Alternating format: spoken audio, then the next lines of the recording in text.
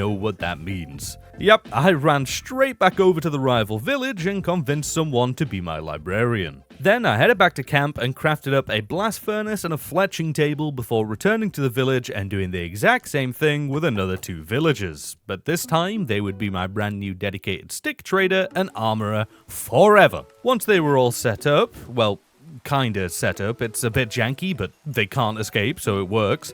I spent the rest of the day trading sticks and leveling up my armorer.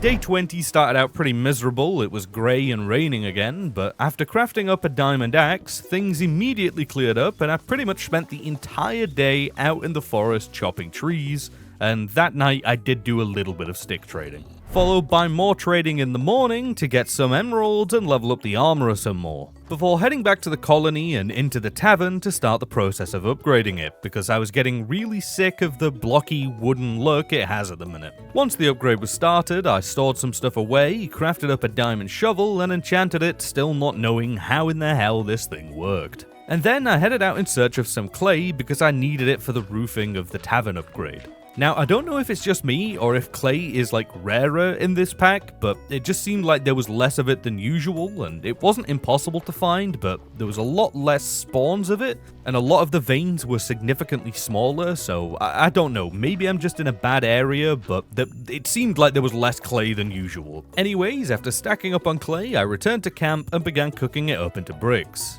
But then my stupidity eventually caught up with me, I wondered when that would happen, and I ended up crafting some into the completely wrong kind of bricks. Now, I didn't know there were multiple kinds in this pack, but there is, and luckily I noticed almost straight away and made them into the correct ones after. In the morning, I made my way back over to the spruce forest to get more wood. Along the way, I ran past the survivors from earlier again, and they're progressing really slowly, so I really don't think that they're going to pose any threat to me or my colony or my citizens anytime soon. Once I got to the forest, I chopped down a bunch of trees, as well as growing and chopping down a super mega giga tree. Then headed back to the settlement and handed in